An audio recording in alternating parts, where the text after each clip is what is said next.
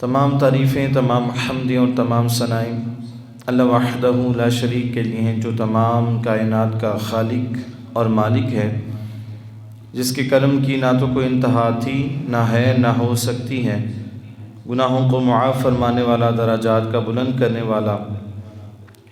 اور بے پناہ اپنے بندوں سے پیار کرنے والا اللہ رب العزت کی بارگاہ میں دعا ہے کہ اللہ تعالی ہم سب کو اپنے ذکر، فکر اور شکر ادا کرنے کی توفیق عطا فرمائے۔ درود لامحدود سرکار مدینہ، راحت قلب و سینہ، فیض گنجینہ، معطر پسینہ، شہنشاہ کل عالم، شفیع معظم، رعوف رحیم، احمد مجتبیٰ محمد مصطفیٰ صلی اللہ علیہ وآلہ وسلم کی ذات بابرکت پر آپ نہایت ہی شفیق ہیں، مہربان ہیں، شفقت اور محبت فرمانے والے ہیں۔ اللہ رب العزت کی بارگاہ میں دعا ہے کہ اللہ تعالی ہم سب کو زندہ رکھے، حضور علیہ الصلاۃ والسلام کی محبت میں، آپ کی آل اور آپ کے اصحاب کی محبت میں موت دے اسی محبت میں، اور قیامت کے دن اٹھائے تو اسی محبت میں۔ سورۃ البقرہ کی آیت نمبر آج 78 ہمارا موضوع ہے، جو ایک تسلسل ہے ہمارا جاری۔ سورۃ البقرہ کی آیت نمبر 78 میں اللہ تعالیٰ ارشاد فرماتا ہے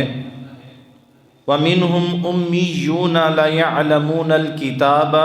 إِلَّا أَمَّانِيَّ وَإِنْهُمْ إِلَّا يَظُنُّونَ صدق اللہ العظیم۔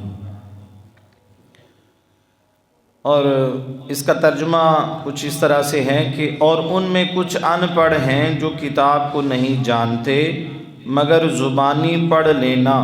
یا کچھ اپنی من گڑت، اور یہ صرف خیال اور گمان میں پڑے ہوئے ہیں۔ یہ جو میں نے قرآن پاک کی آیہ مقدسہ آپ کے سامنے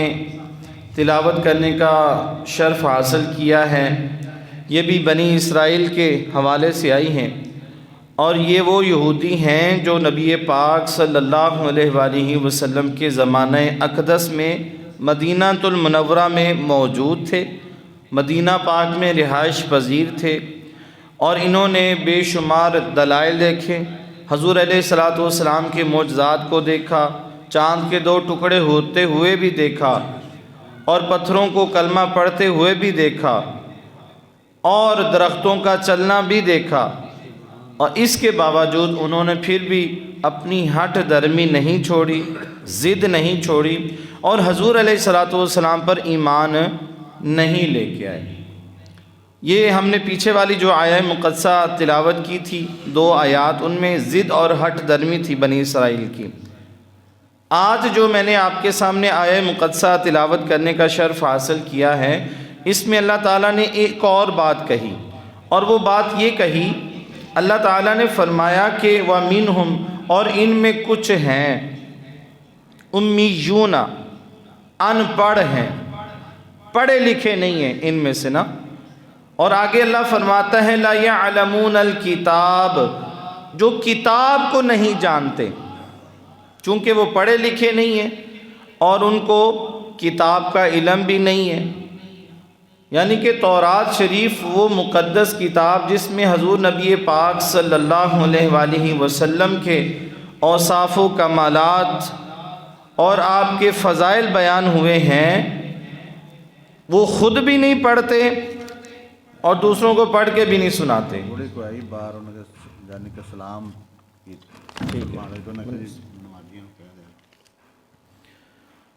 وہ خود بھی نہیں پڑھتے اور نہ ہی وہ پڑھنا جانتے ہیں۔ ہاں اتنا ہے کہ الا امانیہ وانہم الا یظنون، مگر زبانی پڑھ لینا یا کچھ اپنی من گڑت، اور یہ صرف خیال اور گمان میں پڑے ہوئے ہیں۔ اس کا مطلب کیا ہوا؟ اس کا مطلب یہ ہوا کہ یہ بنی اسرائیل کی جو جماعت ہے، یہ خود تو پڑھے نہیں ہوئے، نہ ان کو پڑھنا آتا ہے، اور نہ ہی یہ جو حقیقت بات کو سمجھتے ہیں، بلکہ جو من گڑت روایات ہیں ان پر یقین اور پختہ عقیدہ رکھتے ہیں، یعنی کہ ان کے جو بڑے تھے انہوں نے جو ان کو بتا دیا انہی کو انہوں نے تسلیم کر لیا، خود تحقیق نہیں کی اور اللہ فرماتا ہے کہ اگر یہ جو لوگ ہیں جو ان پڑھ ہیں، اگر یہ تورات شریف کو پڑھ لیتے، حضور علیہ الصلاۃ والسلام کے فضائل و کمالات کو پڑھ لیتے، سن لیتے خود، تو ہو سکتا تھا کہ یہ حضور علیہ الصلاۃ والسلام پر ایمان لے آتے، ان کو پتہ چل جاتا کہ حضور علیہ الصلاۃ والسلام کا مقام اور مرتبہ کیا ہے، آپ کی عظمت کیا ہے، آپ کی شان اور رفعت کیا ہے، آپ اللہ کے آخری نبی اور رسول ہیں۔ امید تھی کہ وہ کلمہ پڑھ کر مسلمان ہو جاتے اور جہنم کی آگ میں جلنے سے بچ جاتے۔ ان کے اندر عیب یہ تھا کہ وہ قرآن تورات شریف کو پڑھتے نہیں تھے اور ان کو پڑھنا بھی نہیں آتا تھا۔ ایک جماعت ایسی بھی تھی جن کو پڑھنا آتا تھا وہ پڑھنا نہیں جانتے تھے۔ اور پیچھے میں نے جو بات کہی کہ ان میں کچھ ایسے لوگ تھے جو سمجھتے بھی تھے، بات کو سنتے بھی تھے، سمجھ کر پڑھ کر سن کر پھر ہٹ درمی ضد تھی۔ تو یہ جو میں نے آپ کے سامنے آیت مقدسہ تلاوت کرنے کا شرف حاصل کیا، اس کا بھی یہی مقصد ہے کہ ایک تو وہ کئی وجوہات ہیں اسلام نہ لانے کی، حضور علیہ الصلاۃ والسلام بنی اسرائیل سے کیوں نہیں آئے، نمبر 2 پہ ایک ضد تھی، ہٹ درمی تھی، تیسرے نمبر پہ اللہ تعالیٰ نے یہ جو میں نے آپ کے سامنے رکھا کہ ان میں سے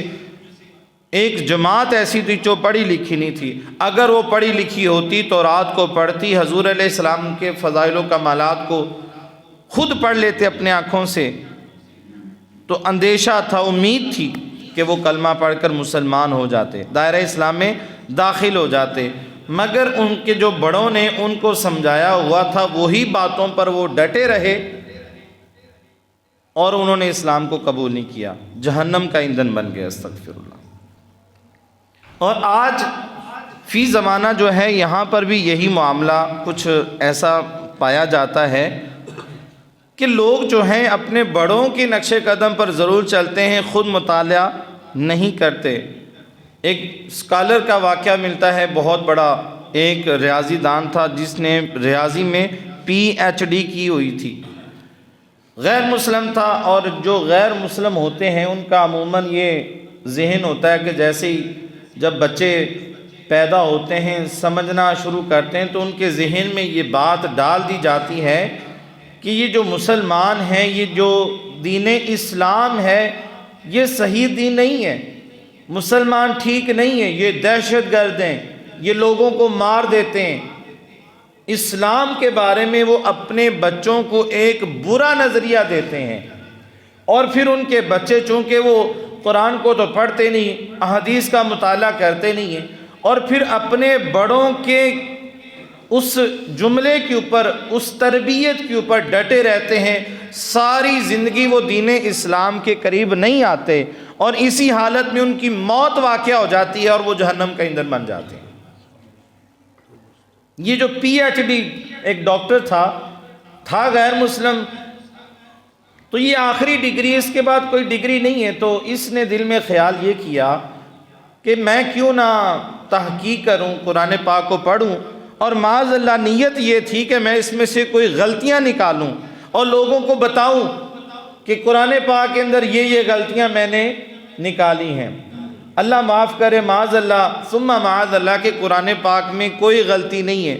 نہ کوئی نکال سکا اور نہ ہی نکال سکے گا۔ یہ ہر عیب سے پاک کتاب ہے، یہ ایک مقدس کتاب ہے، اور اس میں کوئی غلطی کی گنجائش بھی نہیں ہے، شک کی گنجائش بھی نہیں ہے۔ اب اس شخص نے کیا کیا، اس نے قرآن پاک کو سورۃ فاتحہ سے پڑھنا شروع کیا، چونکہ وہ PhD ڈاکٹر تھا، تحقیق کرنی شروع کی، اس نے پڑھتا گیا، حتیٰ کہ جب اس نے قرآن کو مکمل کیا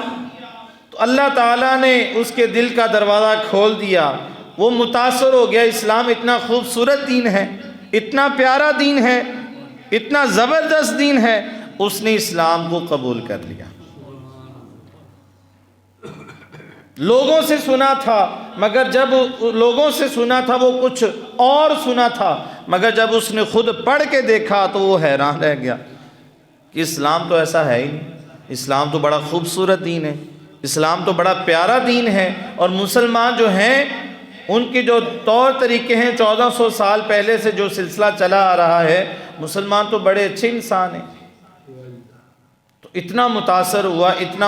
ہوا کہ اس نے اسلام کو قبول کر لیا۔ تو یہ قرآن کا ایک امتیاز ہے، امتیاز سے مراد شان ہے، اس کی عظمت ہے کہ جو قرآن کو پڑھتا ہے، پڑھنے والے کو قرآن کا فیض نصیب ہو جاتا ہے۔ حالانکہ اس کی نیت ایسی نہیں تھی، حالانکہ وہ غلطیاں نکالنا چاہتا تھا، مگر اللہ تعالیٰ نے اس کو ہدایت عطا فرما دی۔ سبحان اللہ۔ تو لہٰذا ہمارے معاشرے کے اندر بھی ایک طبقہ ایسا ہے جو اپنے بڑوں کے شریعت پہ چلتا ہے، کتابیں کیا کہتی ہیں، قرآن کیا کہتا ہے، حدیث مبارکہ کیا ارشاد فرماتی ہے، اس پر اتنا خیال نہیں کیا جاتا جتنا خیال اپنے آباء و اجداد کے اوپر کیا جاتا ہے کہ وہ کیا کہتے ہیں، ان کے مسائل، ان کی شریعت چلی آ رہی ہے۔ اور ہمارے جو نوجوان ہیں وہ ان کے پاس ٹائم بھی نہیں ہے دین کو پڑھنے کا۔ بدقسمتی سے ہم مسلمان ہیں اور ہمیں پتہ ہی نہیں کہ قرآن پاک میں اللہ فرماتا کیا ہے، احادیث مبارکہ میں نبی پاک صلی اللہ علیہ وآلہ وسلم کے فرامین ہیں کیا، اور ہم نے حضور علیہ الصلوۃ والسلام کی کبھی سیرت مبارکہ کا مطالعہ بھی نہیں کیا، اور نہ ہم کسی عالم کو سننا چاہتے ہیں، ہمارے پاس ٹائم نہیں ہے۔ تو ہمیں کیا پتا کہ حق کیا ہے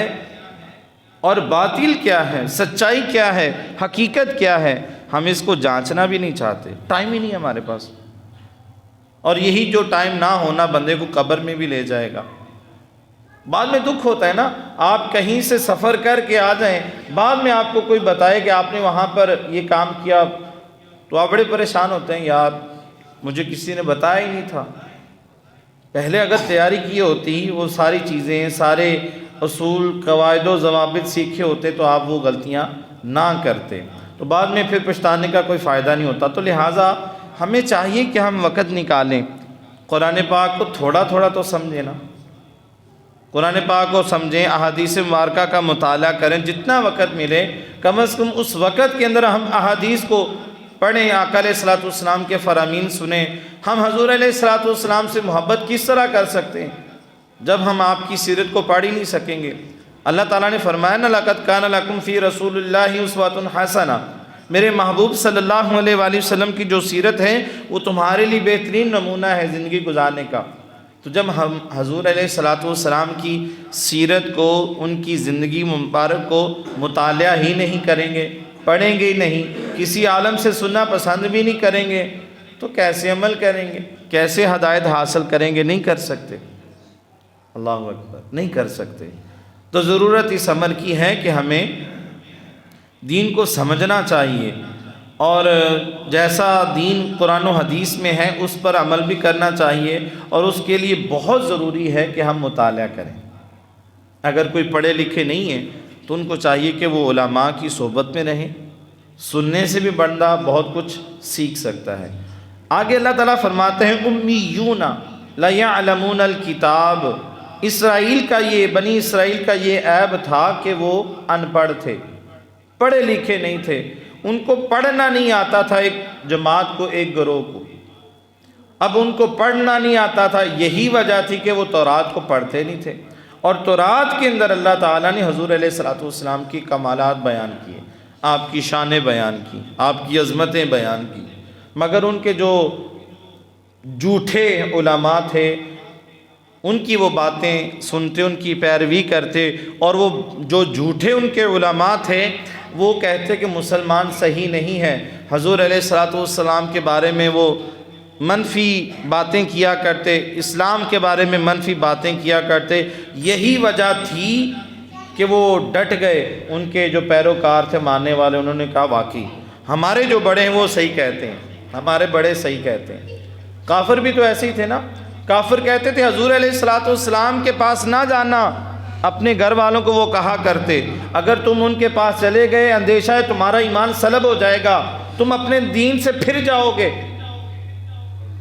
اندیشہ اس بات کا۔ تو لہٰذا ایک بڑی وجہ یہ بھی ہے پڑھا لکھا نہ ہونا۔ تعلیم ضروری ہے، اور تعلیم سیکھنے کے بعد بندے کو چاہیے کہ وہ دین کو سمجھے، دین کو پڑھے، تفسیر کو پڑھے، احادیث کو پڑھے، علماء حق کی جو کتابیں ہیں ان کا مطالعہ کرے، تو اس سے بندے کا ایمان مضبوط ہوتا ہے، بندے کی سوچ بڑھتی ہے، شعور آتا ہے، اور اس کو پہچان ہوتی ہے صحیح کیا ہے اور غلط کیا ہے۔ اللہ رب العزت کی بارگاہ میں دعا ہے کہ اللہ تعالیٰ عمل کی توفیق عطا فرمائے۔ ہمارے اس معاشرے کے اندر آپ کو پتہ ہے کہ کچھ مسائل بھی ایسے چلتے ہیں، ابھی جیسے رمضان شریف آنے والا ہے، تو رمضان شریف سے پہلے سمجھدار باشعور نوجوان کالج میں پڑھنے والے جنہوں نے ایف اے کیا ہوا، بی اے کیا ہوا ہے، اس سے بھی آگے پڑھے ہوئے ہیں، وہ میسیج فارورڈ کر رہے ہوتے ہیں کہ جو سب سے پہلے رمضان کی چاند کی خوشخبری کسی کو سنائے گا جنت اس پر واجب۔ حضور علیہ السلام کا یہ فرمان ہے۔ بارہا بار علماء نے اس سے منع بھی کیا، سوشل میڈیا کے اوپر بھی علماء نے اس پوسٹ کو لگایا، علماء اپنے ممبروں پر بھی بیٹھ کر اپنی جگہوں پہ بھی یہ بیان کرتے ہیں، مگر پھر بھی جہالت کا دورہ اتنا بڑھ چکا ہے کہ یہ فارورڈ کیا جاتا ہے رمضان شریف آنے سے پہلے، اور پھر ربیع النور شریف کے اوپر بھی یہ حدیث سنا دی جاتی ہے کہ جس نے حضور علیہ الصلوۃ والسلام کی ولادت کے مہینے کی خوشخبری سنائی اس پر بھی جنت واجب ہے۔ سفر کے بارے میں کہا جاتا ہے کہ سفر کے جانے کی جس نے خوشخبری سنائی اس پر بھی جنت واجب ہے، حالانکہ ایسی کوئی حدیث مبارکہ ہے ہی نہیں۔ علماء نے فرمایا کہ ایسی کوئی حدیث ہے ہی نہیں، مگر ہم سنی سنائی بات پر یقین کرتے ہیں، پڑھتے نہیں ہیں۔ گمراہی ہمارا مقدر بن چکی ہے۔ سوشل میڈیا کے اوپر کوئی ایسا شخص ہمیں ورغلا سکتا ہے تو ہم اس کی پیروی کر لیتے ہیں۔ کبھی بھی ہم نے کسی عام دکان سے کپڑا نہیں خریدا، جب ہم شاپنگ کرتے ہیں دکان اچھی ہو، معیار اچھا، تو وہاں پہ اچھی دکانیں جو ہوتی ہیں ان کی تحقیق کرتے ہیں، ان میں سے بھی چن کر کسی خاص دکان پہ جا کے کپڑا خریدتے ہیں۔ بعض اوقات ایسے نوجوان ہمارے ہیں ان کو رائے گنج میں جوتی پسند ہی نہیں آتی، پورا بازار وہ دیکھتے ہیں ان کو جوتی پسند نہیں آتی، یہ معیار کی نہیں، ہمارے لیول کی نہیں ہے۔ کوٹ رادھا کشن چیک کرتے ہیں پسند نہیں آئی، قصور جاتے ہیں پسند نہیں آئی، لاہور میں جا کر ان کی وہ پیاس بجھتی ہے۔ آپ اندازہ کریں جوتی کے لیے اتنا کھجل خراب ہوتے ہیں، مگر دین کو سیکھنے کے لیے پرواہ نہیں ہے۔ بدقسمتی کی بات، بدقسمتی کی بات۔ اور ہمارے ایسے بھی بہت سارے معاملات ہیں، مسائل کے اندر بھی غلط رسومات رائج ہیں۔ مثال کے طور پر ایک یہ مثال لے لیں کہ آپ نے یہ بھی سنا ہوگا کہ نماز کی حالت میں اگر کسی بندے کا انگوٹھا ہل جائے تو نماز ختم ہو جاتی ہے، حالانکہ یہ غلط مسئلہ ہے اور عوام میں بڑا رائج ہے، اور کسی نے کوئی تحقیق نہیں کرنی، اس نے بھی آگے سنا دینا۔ جس کو یہ مسئلہ آ گیا تو اس نے بھی جس کو دیکھا کہ تیرا پاؤں ہل گیا ہے، انگوٹھا ہل گیا ہے، تو اس کو بتا دینا تیری نماز گئی۔ بھائی میں نے اپنے دادا جی سے سنا تھا، اپنے محلے سے فلاں بزرگوں سے سنا تھا، انہوں نے بتایا تھا کہ جو بندہ نماز کی حالت میں اپنے پاؤں کا انگوٹھا ہلا دے گا اس کی نماز نہیں ہے، حالانکہ یہ کوئی مسئلہ ہی نہیں ہے، غلط مسئلہ یہ سنا اور آگے بیان کر دیا، سنا اور آگے بیان کر دیا، اس کی کوئی تحقیق بھی نہ کی، تو یہ گمراہی ہے، بندے کو گمراہ کر دیتی، صحیح رستے سے ہم بھٹک جاتے ہیں۔ تو پیغام یہی ہے کہ جو بنی اسرائیل والے تھے وہ ان پڑھ تھے، ان کے اندر یہ عیب تھا، پڑھے لکھے نہیں تھے۔ دوسرے نمبر پر اگر جو پڑھے لکھے بھی تھے تو وہ بات کو سمجھ کے جان بوجھ کر ایک ضد کی بنا پر حق کو تسلیم نہیں کرتے تھے۔ ہمیں بھی یہاں پر کچھ ایسے نوجوان ہیں اپنی انا پرستی سمجھتے ہیں، جو صحیح مسئلہ ہے اس کو ہم نے تسلیم نہیں کرنا، بحث کرنی، آگے سے ماننا ہی نہیں ہے۔ ایک بزرگ فرماتے ہیں کہ میں ایک کتابوں والی دکان پہ کھڑا تھا تو وہاں پہ ایک شخص آیا، اس نے حضرت امیر معاویہ رضی اللہ تعالیٰ عنہ کے بارے میں کچھ منفی جملے کہے۔ وہ فرماتے ہیں کہ صاحب علم جو تھے انہوں نے کہا کہ میں نے جواباً، چونکہ مجھے بھی احادیثیں آتی تھیں حضرت امیر معاویہ رضی اللہ تعالیٰ عنہ کے بارے میں، اس کا عقیدہ کچھ صحیح نہیں لگ رہا تھا، تو میں نے اس کو حدیث مبارکہ سنائی کہ یہ مسئلہ اس طرح نہیں، اس طرح ہے۔ تو آگے سے اس نے کہا کہ کتنے لکھا ہے، جیسے عادت ہوتی مننا نہ ہوئے تھے کہاں پہ لکھا ہے۔ وہ صاحب علم تھے، چونکہ وہ کتابوں کی دکان تھی، فوراً انہوں نے کتاب پکڑی حضرت امیر معاویہ رضی اللہ تعالیٰ عنہ کی سیرت نکالی، وہاں سے انہوں نے وہ حدیث دکھا دی کہ ہیں یہ پڑھیں آپ۔ اس نے پڑھی، باغور پڑھی، اس کو سمجھا، اور بعد میں کہنے لگا ابھی میں گوگل پہ سرچ کروں گا اور وہاں پہ اگر مجھے یہ حدیث مل گئی تو اس کے بعد میں سوچوں گا کہ یہ صحیح ہے کہ نہیں۔ استغفر اللہ۔ اب گوگل جو ہے، وہ گوگل جو ہے یہ معیار بن چکا ہے ہمارے ایمان کا۔ کتابیں بھی ختم، مدارس کی کوئی وقت نہیں ہماری نظر میں، علماء کی کوئی اہمیت نہیں ہماری نظر میں۔ اب ہمارا جو ایمان ہے وہ گوگل پہ آ گیا ہے، گوگل نے جو کہنا ہے وہ حق ہے، اور اگر گوگل نے کچھ غلط کہہ دیا، یوٹیوب نے غلط کہہ دیا تو وہ غلط ہے۔ یہ ہمارا معیار بن چکا ہے، معاذ اللہ، استغفر اللہ۔ تو یہ بدقسمتی ہے، یہ جہالت ہے، جہالت کی انتہا ہوتی جا رہی ہے۔ بچنا چاہیے ہمیں اس جہالت سے۔ آپ خود قرآن پاک کو پڑھیں، تفسیر کو پڑھیں، احادیث مبارکہ کو خود پڑھیں، جو مستند کتابیں خریدیں۔ آپ 70 ہزار کے لوگ نوجوان جو ہیں وہ موبائل لے کے پھرتے ہیں، 1000 کی کتاب نہیں خرید سکتے۔ کیوں نہیں خرید سکتے؟ اور اتنی آسانی اور اتنے آسان الفاظ کے اندر، اور جو شرح بیان کی گئی ہے، جو ترجمہ کیا گیا ہے اتنے آسان الفاظ کے اندر، نوجوان پڑھے لکھے ہیں مگر وہ کتاب نہیں خریدیں گے۔ ایک دن کے اندر 1000 کا خرچہ کھانے پینے پہ لگ جاتا ہے۔ 1000 کی کتاب وہ بڑی مہنگی لگتی ہے، ہمیں خریدنا پسند بھی نہیں کرتے، خرید بھی لیں تو پڑھنا پسند نہیں کرتے۔ تو یہ ضرورت ہے ہماری نوجوانوں کے لیے خاص طور پہ۔ شیخ شہاب الدین سہروردی رحمۃ اللہ علیہ فرماتے ہیں کہ ہمارے دل میں ہدایت کی باتیں آنا یہ اللہ تعالیٰ کا فضل ہے، اور اس کی 2 قسمیں بیان کی گئی۔ نمبر 1 پہ تو انہوں نے یہ فرمایا کہ اگر کوئی بندہ ہدایت کی طرف راغب ہوتا ہے، اس میں اس کا اپنا کمال نہیں ہے، اللہ کا فضل ہے اس پہ۔ اللہ تعالیٰ کے کرم کے ساتھ وہ بندہ ہدایت کے رستے پہ چلتا ہے، خود نہیں چل سکتا۔ جس پر اللہ تعالیٰ کرم کرتا ہے وہ بندہ ہدایت کے رستے پہ چلتا ہے۔ اس کے بعد آپ نے اس کی 2 قسمیں بیان فرمائی کہ وہ ذرائع کون سے ہیں جن سے بندہ ہدایت حاصل کر سکتا ہے، صحیح رستے پہ چل سکتا ہے۔ نمبر 1 پہ فرمایا کہ علماء حق، ان کی صحبت میں بیٹھنے سے بندے کو صحیح رستہ ملتا ہے۔ جو علماء حق ہیں، جو صحیح عالم ہیں، جو مستند عالم ہیں، ان کی صحبت میں بیٹھنے سے بندے کو صحیح دین سمجھنے میں آسانی ہو سکتی ہے۔ نمبر 2 پہ فرمایا علماء حق کی مستند کتابیں، ان کا آپ اگر مطالعہ کریں گے تو یہ دوسرا ذریعہ ہے، آپ اسلام کو بھی جان سکیں گے اور صحیح کیا ہے اور غلط کیا ہے اس کا بھی فرق کر سکیں گے۔ تو یہ 2 ذرائع بیان کیے، اور ہر بندہ یہ چاہتا ہے کہ وہ جنت میں چاہے۔ ہمارے اس وقت جو فی زمانہ ہے فتنوں کا دورہ ہے۔ آپ یوٹیوب پہ کھولتے ہیں، ہر بندہ جس نے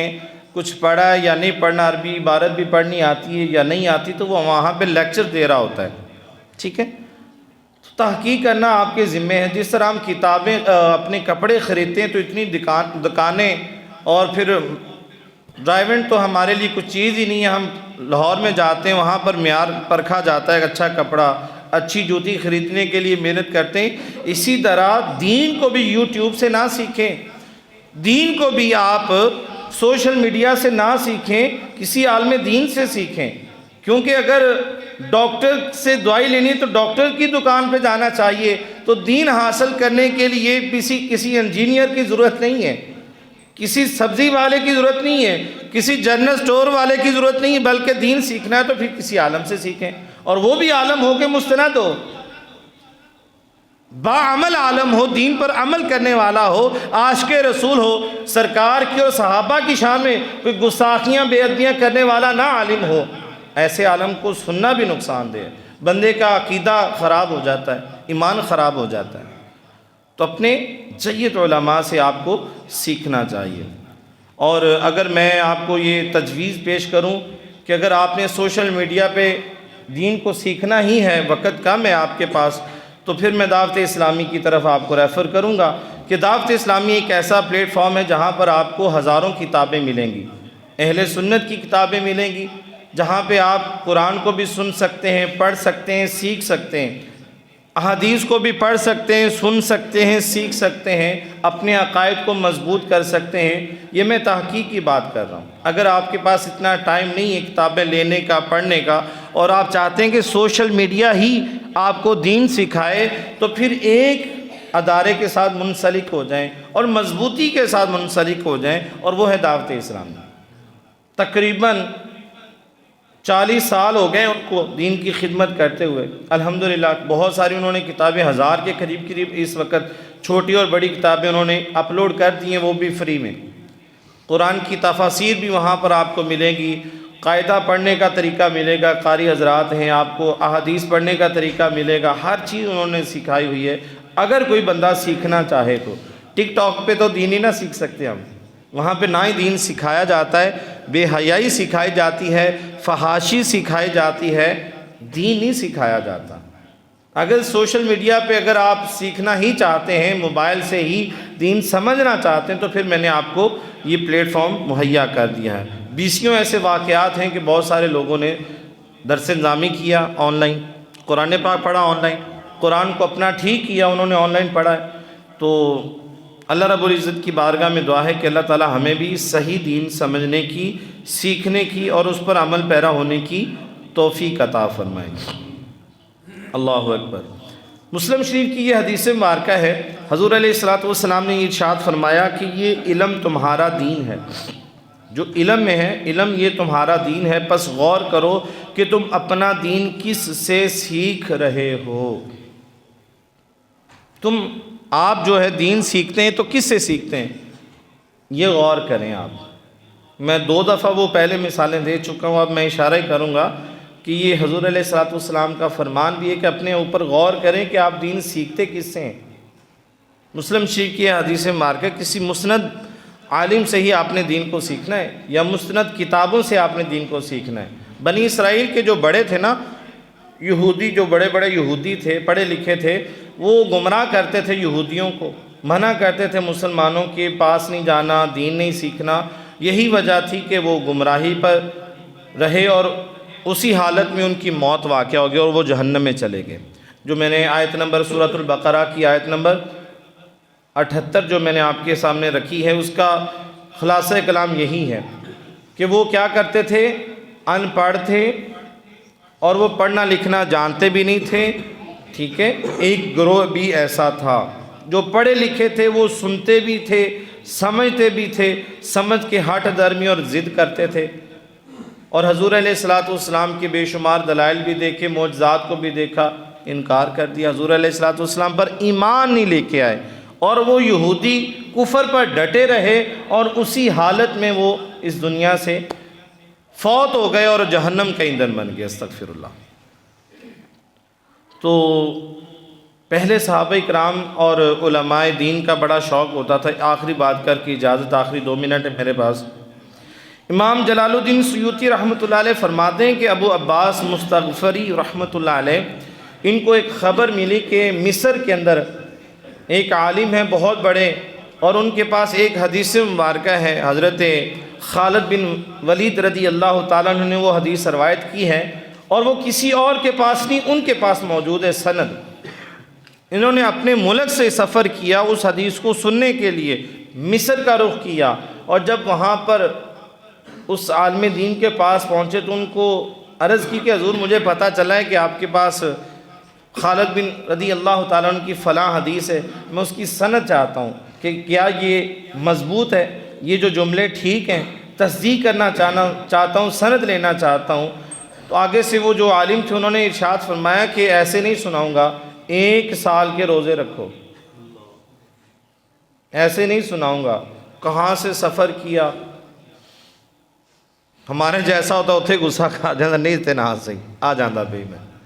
مگر انہوں نے کہا کہ میں وہ آپ سے ضرور سنوں گا۔ 1 سال کے روزے رکھے کم و بیش، پھر انہوں نے کہا کہ میں نے رکھ لیے، اب وہ خالد بن ولید رضی اللہ تعالیٰ عنہ کی سند والی مجھے حدیث سنائیں، تو پھر آگے سے انہوں نے وہ حدیث سنائی، پھر انہوں نے اس کو سنا اور اس کو پکا کر کے یاد کر لیا۔ اس طرح علماء حدیثیں سنا کرتے تھے اور پھر ان کو یاد کیا کرتے تھے، سفر کیا کرتے تھے حدیثیں سننے کے لیے، اور اس کی تحقیق بھی کرتے تھے یہ صحیح ہے یا غلط ہے۔ تو ہمیں بھی چاہیے تحقیق کر لیا کریں، کوئی فرمان ملتا ہے تو اس کی بھی تصدیق کر لیا کریں، یہ نہ ہو ادھر سے سنا موبائل پہ آیا تو آگے سے فوراً 50 بندوں کو فارورڈ کر دیا، چلو آپ کو ثواب ملے گا، حالانکہ وہ غلط نہ ہو، من گھڑت روایت نہ ہو، ٹھیک ہے؟ تو اس معاملے میں، شرعی معاملے میں، شریعت کے معاملے میں آپ ذرا احتیاط کیجیے۔ اللہ رب العزت کی بارگاہ میں دعا ہے کہ اللہ تعالیٰ عمل کی توفیق عطا فرمائے۔